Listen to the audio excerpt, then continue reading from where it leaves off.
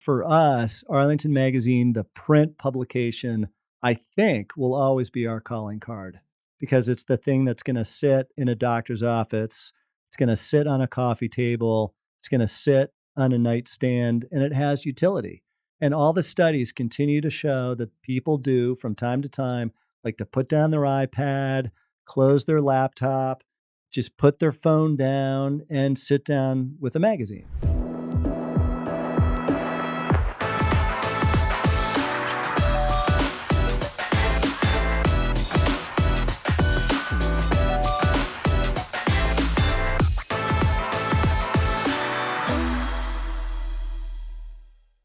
How's it going, everyone? Welcome back to another episode of the Shawn and Matt Show. My name is Matt, that is Shawn, and welcome to our show. Shawn, in today's episode, we have a very special guest with us. Yes, we have the publisher and owner of Arlington Magazine, Mr. Greg Hamilton. Greg, how are you today? I'm great. How are you guys? Pull that mic right over here. Swivel it just like that. Is that good? Real close to that face, yeah. Little closer. There we go. Is that good? Yeah. Lean in. You guys hear me? There you Get go. about 2 inches away from it. That's all right. That's lovely. So, Greg, you know, you got more than 25 years of experience in the magazine publishing business. But my question to you is, how do you just go about and start a magazine? Because anyone can just go and start a website or start a blog or start a real estate business or a plumbing business. But A magazine? Not many That's- people are like going out and starting magazines. So how did Right. that come to be? Well, I lost a bet. Yeah. So I've been in media my whole career since I graduated from college. And when in about 2010, I found myself out of a job. The company that I was working for had been acquired. And I thought, well, you know, what is it that I want to do next? And what you typically do when you're out of work is you leverage your whole network. You go and you have coffees and lunches. And one of the first people that I went to see is a guy named Steve Hall, who was my former boss at a company called National Journal. And he founded Bethesda Magazine in 2004. So this is now 2010. And he said, well, why do you want to work for somebody else? Why don't you do your own thing? And I said, that sounds great, but I don't know what my own thing is. Yeah, And he said, well, why don't you start Arlington Magazine and I'll help? that's great. That's a So good person to know. That's where the idea came from. It was a May day, May of 2010, sitting outside in Bethesda having lunch. And he said, why don't you start Arlington Magazine? I'll help. And I'll tell you what, like working for yourself is the best. I mean, we've done it for a long time. We're self-employed. Yeah. I was going to Yeah. guess that you were at Northside Social because when you say like, oh, I was unemployed, I was just having a bunch of coffees, that's when you like drive by Northside Social at like 2 p.m. in the afternoon on a Tuesday. And Yeah. you're like, what are these people doing? Yeah. What, don't they have a job? Yeah. What are they doing? What are they doing out there? But Greg's over here in Bethesda just building up a business. So I'm thinking there's already like Washingtonian Magazine. There's Right. already, I actually don't know when Northern Virginia Magazine came onto the scene, but there's already that. There was Sun Gazette at one time. Shawn, you ever read Sun Gazette? No, I never have. Sean. Didn't even know it existed. Shawn, he's a Hey. newer. Hey, I'm an Arlington- implant man. I yeah. don't know all these things. I don't Yeah. know the intricate It's now details. called Gazette Leader. It's Yeah. still a local paper that's being published. So how did you know that there was going to be demand for Arlington Magazine, or was it just, hey, if there's demand for Bethesda, there's got to be demand for Arlington? I would say that I am a pretty conservative, not politically speaking, a pretty conservative entrepreneur. And I went to business school across the river at Georgetown. So for me, I love the idea, but I needed to vet the idea. So I started working on a business plan in sort of August, September of 2010. The first thing I did was I put together a list of about 30 local business owners or marketing decision makers. And through connections, I went out and interviewed them. I was a marketing professional in my prior life in media. And so I put together a list of 7-8 questions, and I went out and essentially surveyed all these folks, took them to coffee, took them to lunch, and ran them through like, here's what we're thinking. You know, how do you market your business? What do you read for local content? What do you like? What don't you like? You know, do you advertise your business? Where do you do it? And what was really interesting was most folks had advertised in Washingtonian maybe once. Very few of them had advertised in Northern Virginia. No offense, they didn't particularly like the Sun Gazette. And so what I found at the end of the day, and I'm simplifying this, was that for Arlington, McLean, and Falls Church, there was no targeted, cost-effective way to brand yourself in a high-quality media vehicle. Washingtonian, you overshoot your market. Northern Virginia, you're not reaching your market. The Sun Gazette is a local paper. It's not a great place to brand yourself. It's just a different format. It's weekly. And so I thought, I think we're onto something here. So I ended up with a, 35 page business plan with financials and the whole thing. And I went to a bank for financing. Well, I talked to a lot of banks. Most of them laughed at me. But one local bank, John Marshall, who was my bank for a long time, said, we really like this idea. And they called back after they reviewed the business plan. And I said, well, what's missing? What questions do you have? And they said, this is one of the best business plans we've ever read. Wow. Did they negotiate in like discounted advertising fees for them? Yeah. They did advertise for a long time. Yeah. But it was really, really interesting. And I credit, I guess, my business school professors, but really the only question they had was, do you have other forms of financing other than what we're willing to give you in the form of a term loan? And I did. And I shared that. And they said, okay, great. And what was great is I never actually had to borrow the money. Oh, wow. That is great. Yeah. So how long did that process take? So I started working on the idea was presented to me in May of 2020. I started working on the business plan August, September of 2020. We formally launched the business June 1st. I'm sorry, I'm saying 2020, 2010, excuse me. We formally launched the business June 1st of 2011. And our first issue came out around October 15th of 2011. So that issue comes out. Are you mailing out a bunch of freebies? Are you putting them in dentist offices? All of the above. How are people finding out about this? All of the above. We rented lists. We served 16 zip codes, Arlington, McLean, Falls Church. So we targeted high income, high net worth households. We mailed a bunch of copies there. We had interns who created lists of doctors' offices, dentists, salons, gyms, spas, car dealerships, banks. We mailed multiple copies and said, please put it in your waiting room, your lobby. Literally, we stood outside metro stations with Arlington Magazine T-shirts, handing out copies. What you got to do. I'll never forget, we're standing in front of the Starbucks that used to be at the Lee Harrison Shops. And my kids were really young at that point. One of my daughters handed a magazine to this guy who looked super irritated. She hands it to him. It's hard to say no to a cute 5-year-old. She's wearing an orange Arlington Magazine T-shirt. He takes it. He goes in. He comes out about 45 minutes later, and he comes up to me and he goes, I really didn't want to. I figured this was bad. Like, I didn't want to take it. He's like, it's really, really good. Wow. Like, great job. Good luck to you guys. Wow. So cool. Yeah, it was great. And so I think one thing that's important to notice, when people first saw Arlington Magazine, they assumed it would be bad because it's local. Yeah. They thought it would be kind of a JV effort. And that's not what we aspired to do. That's not what we did. And that's not what we continue to do. My grammar's right there. My tenses are correct. And it was really important to us out of the gate. And it remains important to us today to invest a lot in the editorial quality. How did you fine tune it to 6 publications per year? Was it just as simple as quarterly is not enough, monthly's too many? Or did you start off monthly and then peel it back a little bit? So I could give you sort of a high and mighty answer. Really, because I wanted to get this thing to market quickly, to not burn a whole bunch of cash, we kind of ripped off the Bethesda model. Like, we'd never used their stories, but in terms of what's the playbook, we really borrowed heavily from that playbook, which was the smart point. thing to do. That was the reason we partnered with them. So not only, they did 6 issues, we did 6 issues. They use Salesforce, we use Salesforce. They used one printer, we used the printer, we got the same terms, which were very favorable terms because we didn't come in as a new client. We came in as an additional publication with an existing client. So in every sort of step, we leveraged their relationships to get to market quickly. That's great. That's R&D, right? Rip off and duplicate. Yeah, that's what we I've do. never actually heard that, but I love that. Yeah. How many people does it take to actually run this magazine? I mean, the publications are great.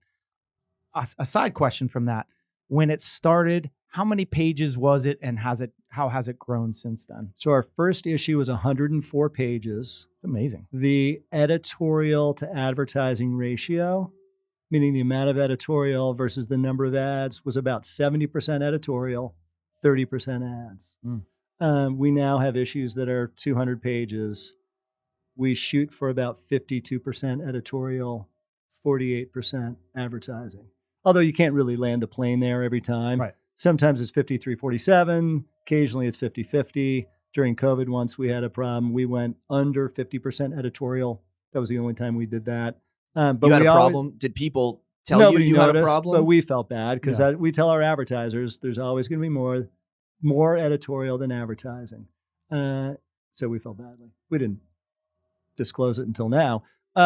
But yeah, so we really strive to have more editorial than ads, and we do. We Yeah, follow through on and that that's promise. one thing that when I pick up a local magazine, not Arlington Magazine, that the ads are just overwhelming, right? You get a lot of those ads, but honestly, my wife raves about Arlington Magazine. She's always the one that goes in and, oh, where are we going to go to dinner? Okay, let's research and there's got to be something in Arlington Magazine or online Right. that is very information and very well done. Well, Yeah. I mean, what I like about Arlington Magazine, and this is going to come off as a compliment, I hope, is that the advertisements, they don't look like advertisements. Yeah. There's something of value.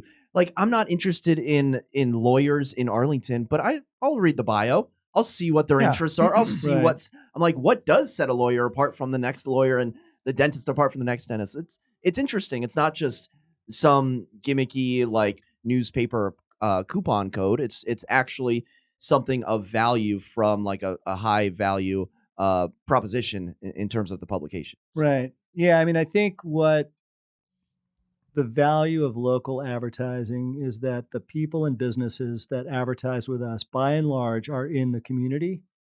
They live here, they work here, they're part of the community. And so you've probably noticed the profile format that we do, the realtor profiles, attorney profiles. That's an opportunity for local business people to tell their story. And people love stories. They love to read about people that they know. And we're not promoting national brands, global brands. You're not going to see Nike or Coke or whatever in our magazine. You're going to see a local attorney who's serving people in the community. You're going to see a local real estate agent who serves people in the community. And there's just power in that. And I think that readers are more interested in that than reading about, a business that they have no personal connection to.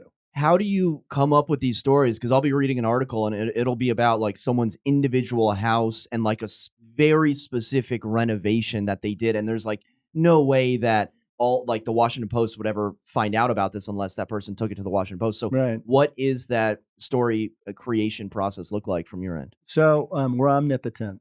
So that's really helpful. No, I'm kidding.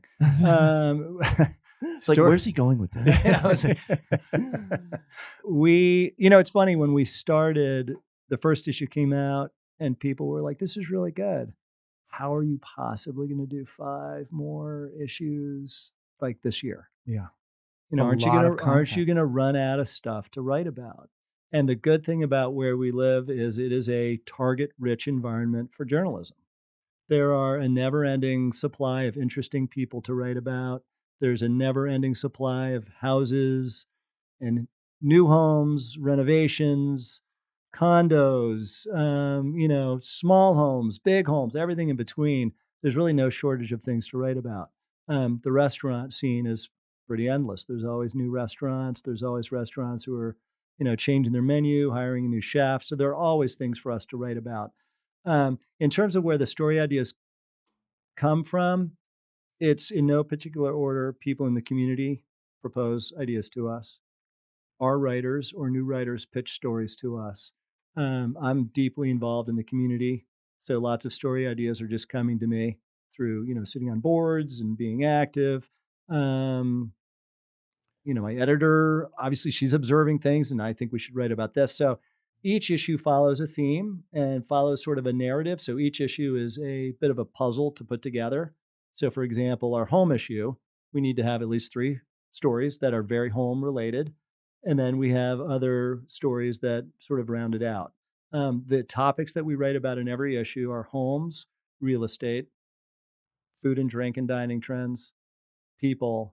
There's always some community focused. I mean, it's all community related, but there's always some community focused story. Like, so for example, in our most recent issue, Best of Arlington, we did a big story on opioids and how especially parents ought to navigate that issue. What are the dangers? Like, really, what are we talking about here? Mm-hmm. What are the numbers? What do the experts say? And so it's sort of a deep dive on a really unpleasant and disturbing topic, which is the availability of counterfeit pills, yeah, which are often laced with fentanyl, which can kill you. Yeah. So we cover it's not just restaurants, which is great. It's not just stuff that helps you navigate the community. It's not just events. It's not just home design. We're also covering topics that we think are really important to our readers. The thing is, there's a lot of content in there. And I asked a question earlier and I think it got drowned out, but how many people are actually doing the work for this magazine? Are there freelance writers that you're hiring? Yeah. How does that all come together? together? I missed that question. So the easiest way to put a number against it is to look at the masthead. So we have about 11 people who work for the business. Okay. 11, 12. And then we have a constellation of freelance writers, editors, illustrators, photographers. So here, if you look under writers, photographers, and illustrators, you can see the number of folks involved in putting that specific issue together. What do we got, Shawn? About 11 people or so? Right up here. No, here, can I come out of my? Can I come out of my chair? Yeah. That entire Yeah, it's a small army. Yeah. So to do these things well is not easy. It takes a lot of people. So people are like, well, I've got this newsletter in Lion Village that we got, and it has some ads in it. How come you guys are so much more expensive than my newsletter in Lion Village? Yeah. I'm like, well, the newsletter in Lion Village is written and designed by someone who did it on a Saturday afternoon. Yeah. And it goes to 300 homes. You're talking about the Lion Village Bulletin. Before we, kicked the Lion Village Bulletin down, I used to deliver the Lion Village Bulletin yeah. to There's no maybe kicking. 50 of those 300 homes. Yeah. There's no kicking here. It's more of a compare and contrast, right? I think the conversation shouldn't even been had about those two. We got the first 3-4 years, we got every question you could imagine. Some of which, I couldn't even really reply because I'm like, can't believe someone's asking me this question. Yeah. But I got pretty good at answering a lot of different kinds of questions because I've heard them all. So yeah, if you look on that sort of highlighted part of the page, I didn't count it up, but so there's a good amount of people, probably about a dozen that are full-time work for employees the business, and probably about 30, 40 more. Wow. Involved in any given issue. And that's some a of lot whom to write. wrangle. Some of them write every issue. They're under contract. Others, it's my editor will say, okay, we're writing a story on opioids. Who are the writers who journalistically can pull that off from both a reporting and a storytelling angle? That kind of narrows the field. And fortunately, we have some really amazing writers, many of whom have been writing for us for years. And so it has become a much more predictable process over time. Yeah. What are some of the biggest challenges you face in the magazine industry? Is it time to publication? Is any of these restaurants coming after you because they weren't included in Best of Arlington? Oh, I'm sure you get what are the things behind the scenes that us laymen's just have no idea the fires that you're putting out? People are really unhappy. You can share anonymously, by the way. Yeah. Okay. So our fourth issue is our May-June food and drink issue. So we'd only been out literally 4 issues. We were brand new. And we did a story on, it was called, I think, Homegrown Empires. And it was local restaurants that had multiple, 3 or more locations. And that was our rule. We're like, all right, they have 3 or more locations, we're going to write about them.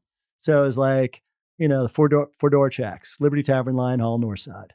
There's a guy named Pete Flug who used to be super active, owned a bunch of restaurants or parts of restaurants in Clarendon. I think Ballroom, Spider Kelly's, Tallulah. Anyway, so we did this story, and one guy, and I will say it was a Clarendon. Clarendon beef. No. It was a restaurant in Clarendon that if I said it, you'd be like, oh yeah, institution. That's the word I'm looking for. Clarendon institution. But they had 2 restaurants. They just did, and we never say we're going to include everybody. Right. But this guy calls me up and says, hi, it's so-and-so. I own XYZ. Literally the F-bombs were flying. And I was kind of shaking. I was like, oh my God. Yeah. And I just said, hey, look, here was our criteria for the story. We plan to be around a long time. I'm sure I love your place. I've been there dozens of times. We will write about you. I promise. Yeah. Give it And time. I called my editor and she was like, oh my God. Because we hadn't really been yelled at yet. It's tough to get yelled at. I've been yeah, yelled at a few yeah. times. It's hard. Yeah. It's hard, And then but the more I thought about it, I said, you know what? The good news is he cares. Yeah. Like he cares. Like we're having an impact. He cares. If someone's yelling at you and cursing you Yeah. out, you're doing something right. Yeah. there Yeah. you go. Yeah. So, yeah, we get stuff all the time. People are, but what we don't really ever get is that was wrong. You got that wrong. We make mistakes. Everybody makes mistakes. We'll Sure. run a correction. We run letters to the editor. Maybe some folks don't like the sort of specific angle we took on a story. Like for example, we did why are so many families leaving public schools and going private? And it was really through the lens of the COVID effect. And that was the way the story was framed. And so we got an email from a guy who was upset that we didn't talk about DEI initiatives, that we didn't talk about like pushback because of pronouns, sort of the liberal takeover of the public schools. Like he was really mad that we didn't get into that angle. And we're Shocker. like, Someone like that was mad. yeah, right. And not to whatever, he's entitled to his perspective, but we were like, look, we interviewed, like 15 families and that didn't come up. Yeah. It just didn't come up. So it's probably an issue some places, but it's probably not an issue for a lot of folks in Arlington, McLean, and Falls Church. And if you look at the voting rolls, that probably explains why, Right. So what I've always wondered is the best of Arlington, the voting.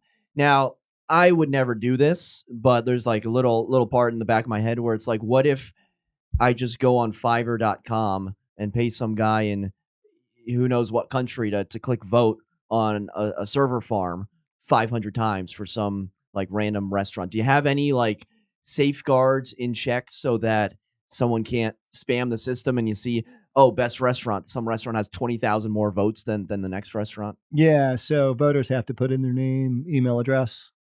So people have tried all kinds of shenanigans, like it's clearly a bunch of made up email addresses. Yeah. And we just Toss them. we pull them out. Yeah.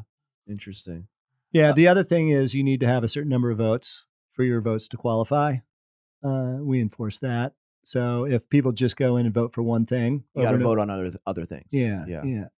Yeah. When it comes to the front cover, I mean, that's got to be the toughest thing to come up with, right? Your cover story, your front cover. Yeah. What This do we one got? you Sean, have a why don't nice you hold that drink, one up to your camera? a nice, beautiful drink. How do you Yeah. come up with this cover? And when are Matt and I going to be the front cover? Ah. No one wants to see our mug on the cover. You guys are very handsome. Thank you. It's you're tough to welcome. compete with a frozen margarita, though. Yeah. Actually, that's not a margarita. I forget what it is. What It's am I even looking at? It's from Ellie Bird Okay.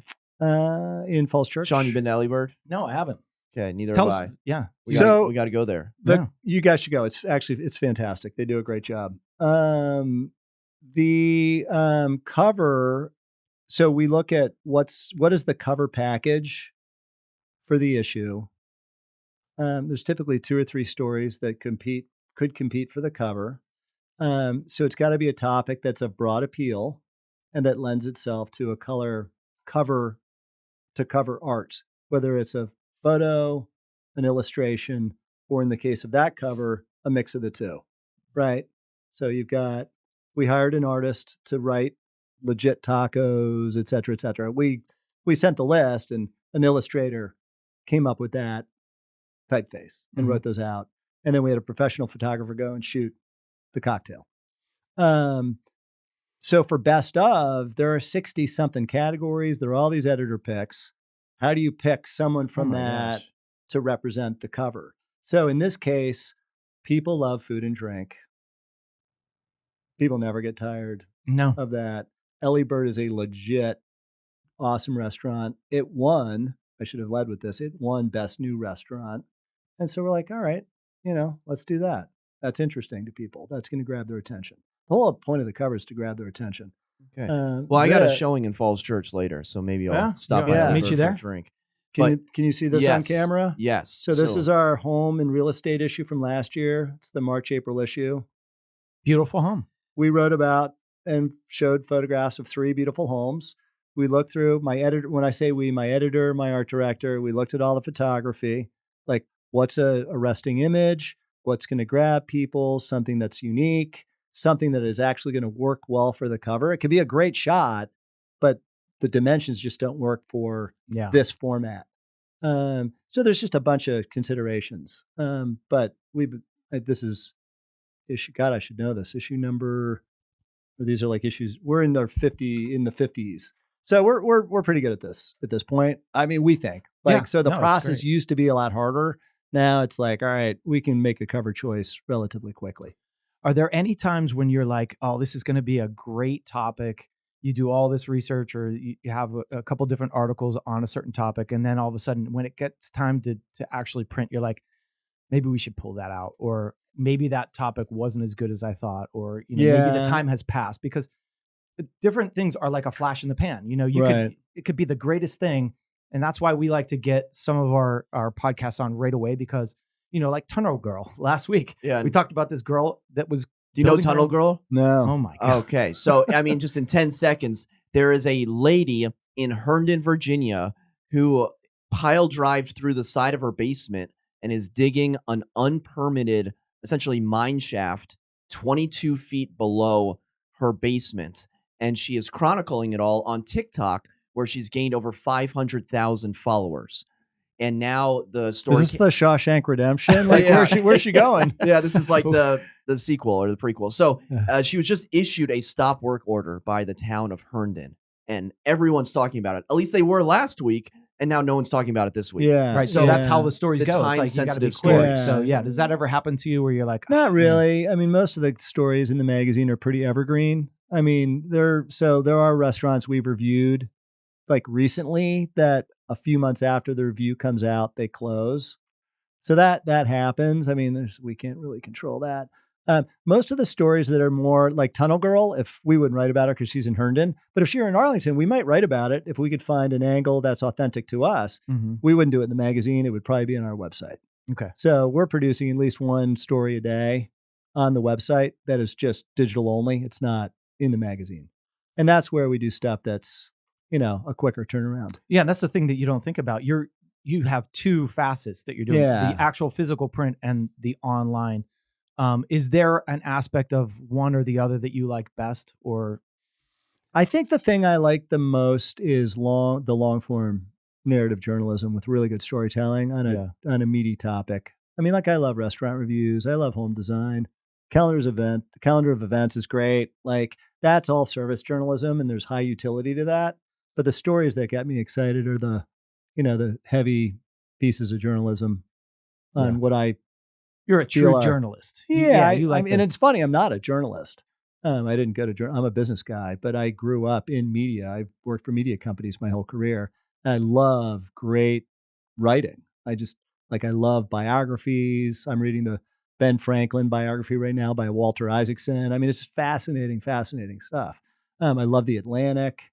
I read the Washington Post, New York Times, Wall Street Journal, The Atlantic, sports blogs, but I don't want to talk about the Philadelphia Eagles because I'm going to start to cry. Steelers made it. They're on quite a losing streak, the Eagles. You brought it up. I know. So you're reading all these are you reading these publications online? Because my question is, what is like the next step for Arlington Magazine? Do you always see it as a magazine, or will there be like an Arlington Magazine podcast or YouTube show or more of an online presence? So I think of media companies as brands. And so for us, Arlington Magazine, the print publication, I think will always be our calling card because it's the thing that's going to sit in a doctor's office. It's going to sit on a coffee table. It's going to sit on a nightstand, and it has utility.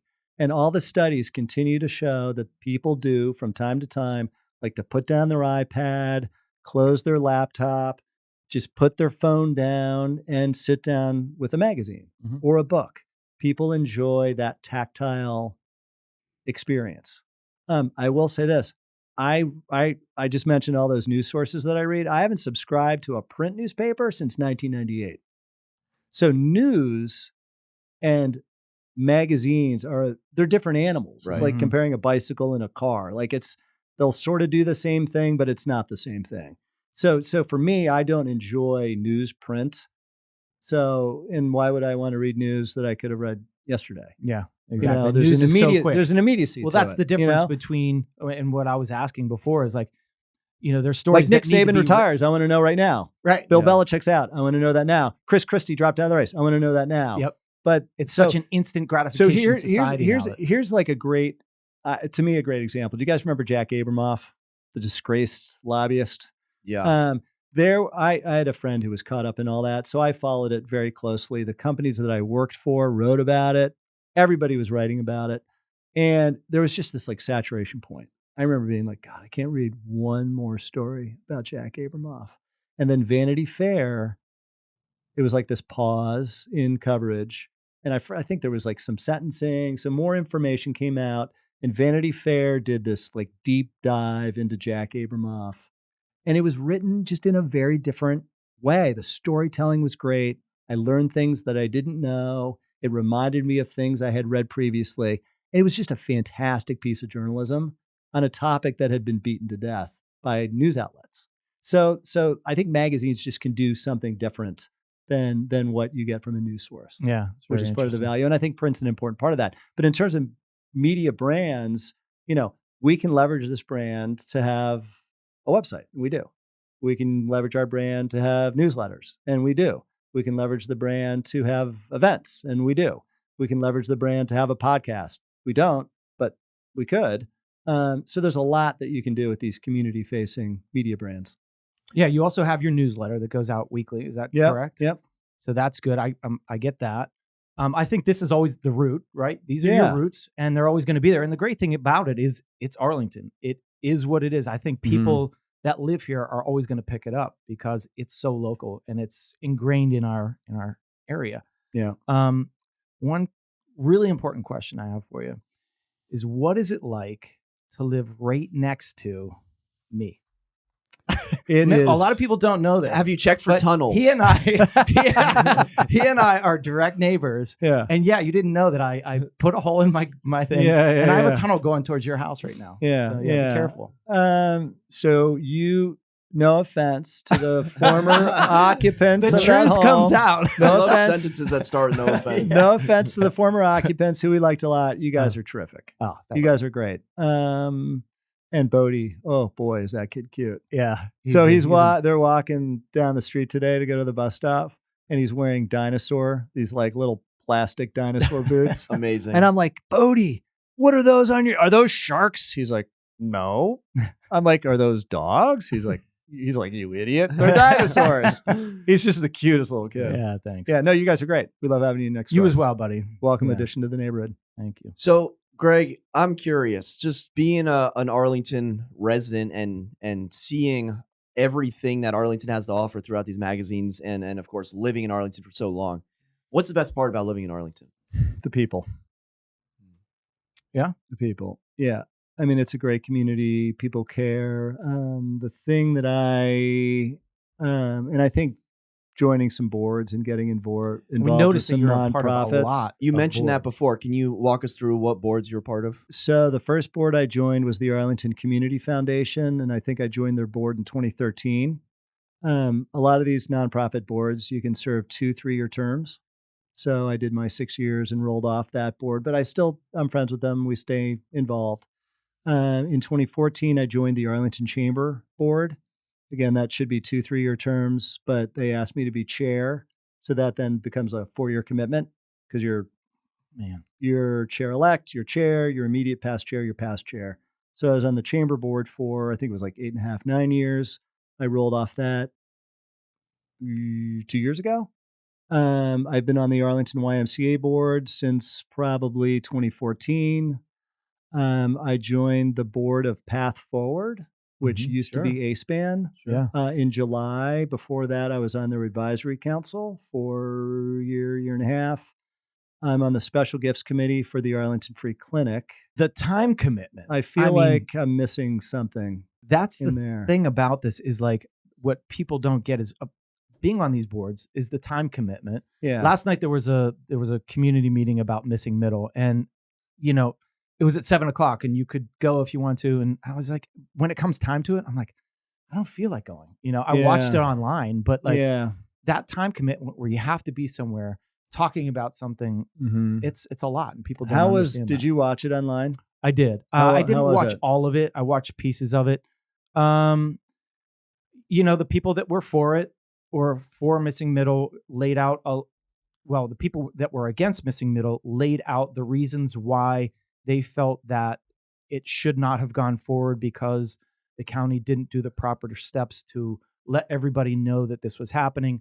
And I would say that there were 2 lawyers that were showing that side of things. Then there was one of our neighbors that was on, and he was kind of showing the difference between the missing middle plots of land that are selling compared to just comparisons in the sales. Yeah. And how some of these lots have actually sold for more when it was a missing middle home, or EHO as they call it now. And then there was one person that was for missing middle. And, the one thing that I think that wasn't mentioned that she was for it was she's also an investor in the missing middle as well. So there might have been some bias in that regard, but overall it was good. I think there were a lot of questions that people wanted to ask that didn't come up. And, but again, so that group is Committee of 100. Yes, that's right. And I know a bunch of folks who are involved in it. And I think they do a really good job of having community conversations around important topics. Yeah. So I applaud them for that work. Yeah, they do a great job. It's tough, especially when you get. I was out to dinner with celebrating Catherine's birthday. Yeah. So I wasn't able to attend. Yeah. Thanks. 19. Yeah. Going to school. Back to school. So 2 more years before she can have her first ever alcoholic beverage. That's right? Correct.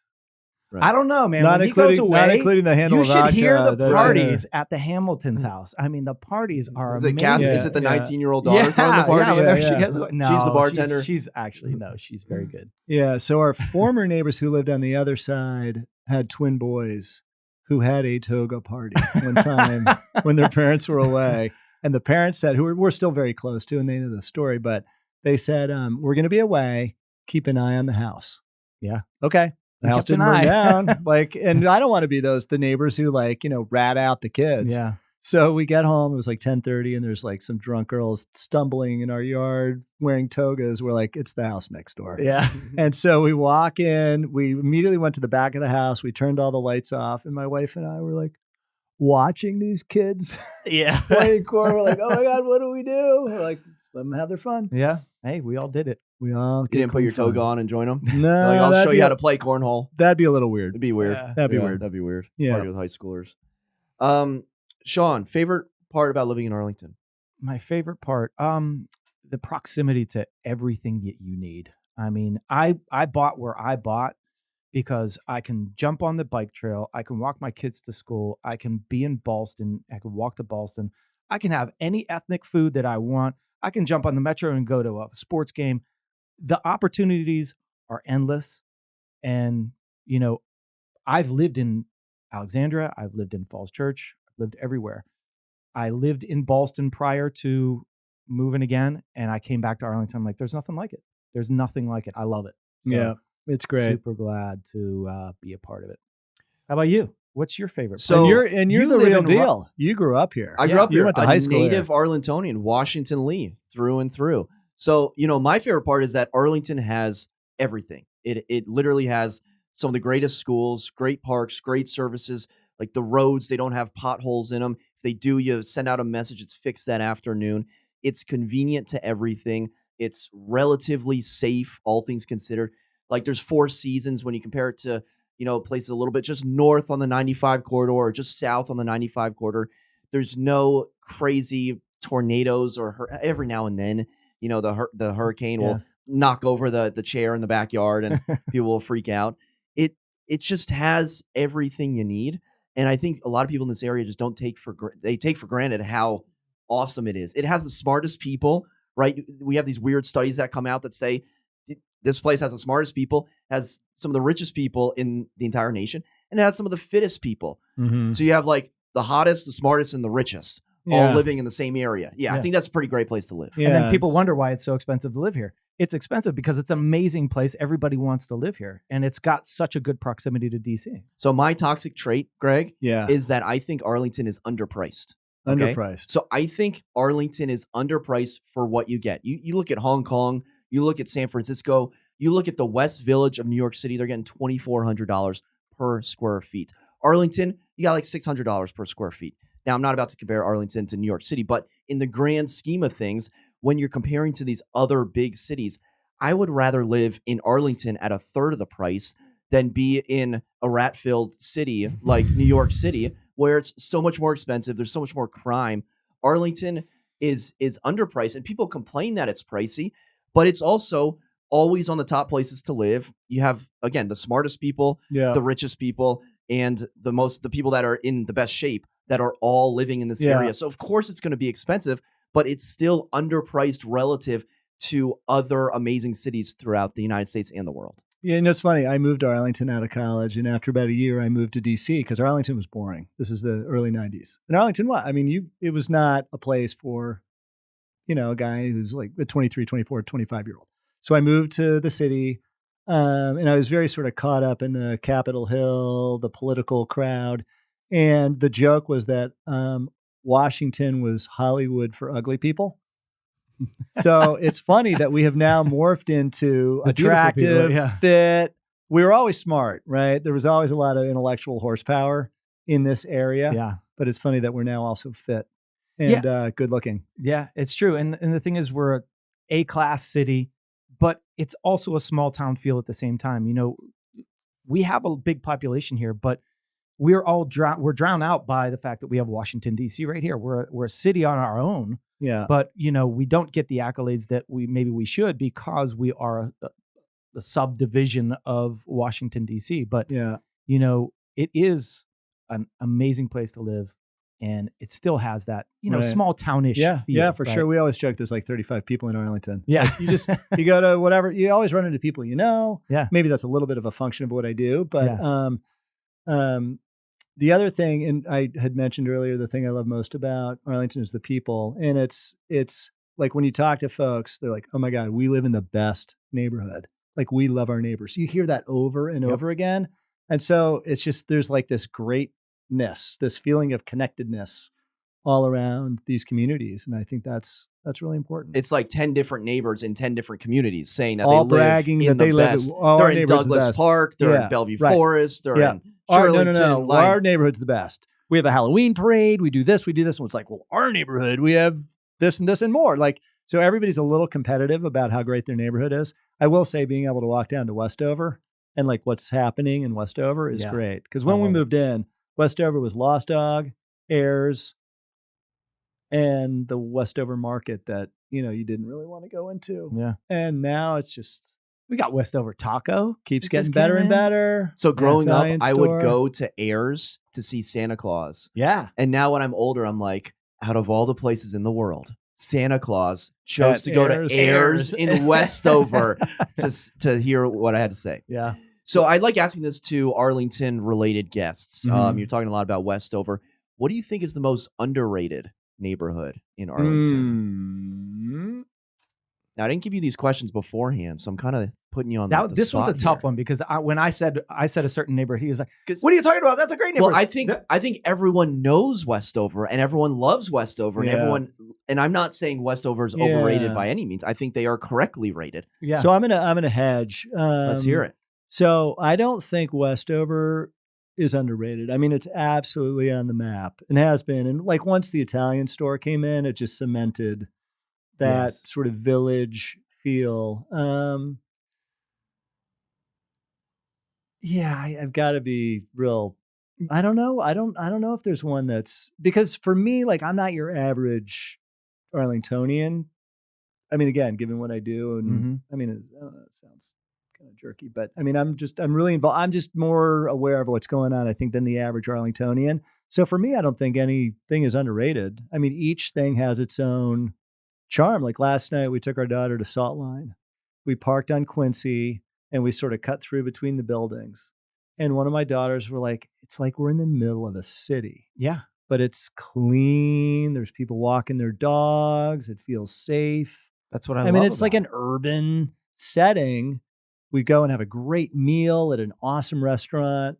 We walk, 150 yards. We get in our car, and 3 minutes later, we're home because Yeah. we live a mile from Ballston. And So it's like everything just sort of fits together. I mean, I Mhm. love the RB corridor. It's cool to come down here to Roslyn. We're having our big Best of Arlington party actually this year for the first time in Roslyn, which will be, coming to it's- Matt's Hey, neighborhood. Roslin's come a long way. yeah. Yeah. And I love the Roslyn bid and Mary Claire and her team and what those guys are doing. Roslyn's great. So like each of these pieces, they're just kind of upping their game. And it all fits well together. It all fits well together. Salt Line, love the outside bar. Like that's just a cool feature that Yeah. you can have an outside bar. Right Crystal now, it's, City, which everyone Yeah. used to scoff at, yeah, is the next big thing. Have you guys been down to the water park? Shawn, we need to go to the water park. the water It's- park. Everyone's talking about Crystal City Water Park. So I don't we know about wrote it. about it early and often. It's no water slides or lazy river. It's about 10 kiosks, which doesn't really, but I think they call them kiosks. So it's an outdoor dining experience in Crystal City. Do you remember when you sort of pull onto Crystal Drive, Mhm. there's a big water feature in a park? Yes. They've turned that into an outdoor dining concept. Wow. And it's really, really cool. that's awesome. So JBG Smith owns that land. Mhm. They've done an outstanding job with it. Of the 10 or so restaurant kiosks, I think 7, 8 are like women or minority owned. So we went for the sort of the opening of it, and the food is all great. And then sort of anchored at the top is the Water Bar, I think it's called, which is an outdoor restaurant. Backs right up to the rail line. It's really, really cool. You guys got to check it out. Definitely got to get down there. What are your thoughts on the Capitals? So the big announcement. Is it going to happen? What are your predictions on I mean, percentage I don't have they're any- actually going to do? I don't it? have any predictions. I would say the thing is, if it does come to Virginia, I'm a big fan of cities and anything that weakens a city. Like, I feel like we need strong downtowns. Mhm. DC's not in the best shape at the moment. And that really bums me out because DC went through a massive renaissance. Yeah. I think when I first moved to DC, I remember when the population of DC for the first time went under 500,000. And I think it's back up to 1 million plus. I just don't think know it's that. like, Around there. I think we benefit, not to be selfish about it, I think we benefit from a 100%. really strong, vibrant district. Mhm. And so anything that weakens the district, I don't love. I'd love to see it stay downtown. Like we have tons going on for us. I don't know if we need Yeah. in Potomac Yard. We definitely don't need that. yeah. And the traffic would just be yeah. crazy. And that's what we talked about that on Yeah. another podcast. It's just there's a lot to ingest when you are building Yeah. something of that magnitude on Route 1 or right off Right, Route 1. That's a right. tough thing. To me, it's less about them coming here. It's more about the negative effect it's going to Yeah. have on that neighborhood. Because I remember once upon a time, like you went to Chinatown to like get beat up. Yeah. Like it was not a great part of the city. And then once, what was it originally? Verizon? Verizon. MCI No, Center. MCI. Center. Thank you. When Yeah. it's just that whole neighborhood exploded Mhm. for the Yeah. better. It was great. So, Greg, we end the show with a little segment called In or Out. And Okay. so the premise of the show, the premise of the game, if you will, is if you have the money and if you're interested in this type of property, are you in on the property or are you out on the property? Okay. So we're going to look at the big screen where I put my water bottle right in front of the screen. Okay. This has a McLean address. It's actually in Virginia. So this is 410 Chainbridge Road, priced for $9.2 million. Oh, So- I saw 9,200 because your water bottle. Yeah. Okay. So That's different. Yeah, no, this one is actually $1,000 per square foot, going back to that square foot conversation we had earlier. So Wow. the most expensive house for sale in Arlington, and it's also in McLean, Virginia. Introducing a contemporary masterpiece of luxury, neighbors to billionaires, dignitaries, C-level suite executives, high-ranking officials. This property is located in DC metro area's most exclusive and secure neighborhood, the Gold Coast of McLean, meticulously designed by architect Mark McInturf and built by Added Dimension Constructions. This extraordinary home exudes European elegance, boasting 8,300 square feet of beautifully curated, conditioned interior space. So at 5 beds, 6 baths, 8,300 square feet, Greg, Are you in or are you out? I'm out. You're out. Yeah. Tell me us about why. it. Just too much. Too much. Yeah. Too much price, too much house, Too much everything. too much everything. Yeah. Yeah. You don't need it, huh? Don't need I it. just You don't like that pool back there? I mean, it's the architect. It's amazing. It's an amazing house. It's just for me, it's too much. Shawn. I'm a modest guy. Modest guy. Yeah, I'm a modest guy too. I don't need all of this stuff. However, Matt, Ooh, I like the $9.2 million. however. This place is amazing. I think it's got, this good contemporary feel. I've got 10 million to blow. This is just going to be, my crash pad for a while. How many square feet? 8,300. 8,300 square feet. It's a small 8,300 square feet. It's got an outdoor pool. Look at this. I mean, what's not to like about this property? Yeah, I don't need it, but I got $10 million burning in my pocket. I like the lines of this place. I like the contemporary look, like the windows. I'm purchasing. You're in. I'm in. That is a little off character I for know. you. I know. I thought, I don't need this, but this is local. This is looking awesome. There's nothing like it. And I'm going to buy it. Who's the agent? The agent is someone who, $9 million might as well be his average listing price. We have Fawad Talut from Long and Foster. Yeah, sure. He sells. I don't know him, but I know the name. Mm-hmm. Sells the big boys. Yeah. And then one time he was selling a Clarendon condo. I'm thinking, what the heck is this guy selling a Clarendon condo? I call him. He calls me a second back. See I'm that? like, oh, a man of the people. That's a good This is- agent this is because great. you know what? It shouldn't matter which one you're calling about. You should always call back like that, right? Yeah. 300,000, 10 million. Doesn't matter. So, Greg, have you ever toured or been to any Arlington properties that have a Chain Bridge Road address before? Have you ever been up there? I've been to a party at the Rob's house. Okay. For former Senator Governor Chuck Robb. Okay. They're on Chain Bridge, right? Maybe. I think I don't I know. should know where these so people live. You come down Yeah. Glebe to the light. Yeah. Chain Yep. Bridge. You take a Take a left. left. Take a That's left. all Chain Bridge. Yes. Yeah. Awesome. So there's and every now and then Shawn and I they'll have like a broker's open, and so we'll stumble into these houses. The thing about this house is the address is 410. That's an even number. Do you know what even numbers in Arlington means? So you both have odd numbers, right? Mm-hmm. I'm not going to say them on the show, but odd number on a street that has a name, so not like a numbered street, means you're on the east side of that street. An even odd, you're on the east side. An even number like 410 means you're on the east side. So it means you're on the east side of Chain Bridge Road. If I'm on Chain Bridge, I don't want to be. I'm sorry, you're on the west side. If I'm on Chain Bridge, I don't want an even number. I don't want to be on the west side. You want to be on the east side. I want to be east Because you're on side, the riverside. looking over the river. Yeah. So for that reason, gentlemen, I am out. Matt, Got you it. didn't Interesting. you don't give me these details. You So gotta give me growing up in Arlington, you got to understand the nomenclature. I don't know if nomenclature is the right word, but you got to understand the number of syllables and the east and the and the even and the odds. So Yeah, they're all single syllable words in Roslyn. right. Yep. And You then notice the street names. Right. the And further we you get work our out, way double And then out. you get to triple. 2 syllables out to Glebe Road, and then they become 3 syllables. So if you ever get lost in Arlington and you're trying to find the house number, if it's even or odd, that'll tell you Interesting. what side of the street. East And or don't west. get me started on Washington Boulevard and roads Yeah. that start. Columbia Yeah. Pike. Yeah. George Mason. They don't count.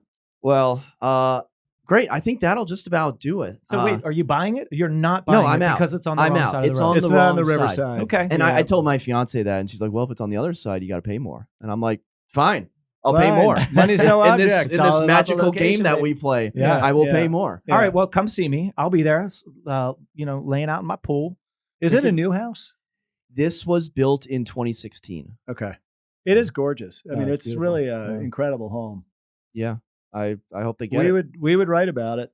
Yeah, I hope they get it. I hope they do a broker's open. I hope they have great appetizers. I'd be there. Yeah. Shoot a little video. That's right. Well, let us know your thoughts in the comments section below if you're in or out. If you have any questions for Greg, where can the people find you? Where can they connect with you? Where can they order an Arlington magazine? So if they come to arlingtonmagazine.com, you can subscribe there. If you want to reach me personally, it's greg.hamilton at arlingtonmagazine.com. And do you have People- any social handles or anything like that? We do. Okay, well, we'll Facebook, put those on. Yeah, we'll put those in there. Instagram, Twitter. You can find you. Yeah. Type in Arlington Magazine. I don't think we're doing a whole lot on TikTok or Yeah. some of the others. Sean blows up on Choose TikTok your- every now and then. Yeah, does he? Yeah.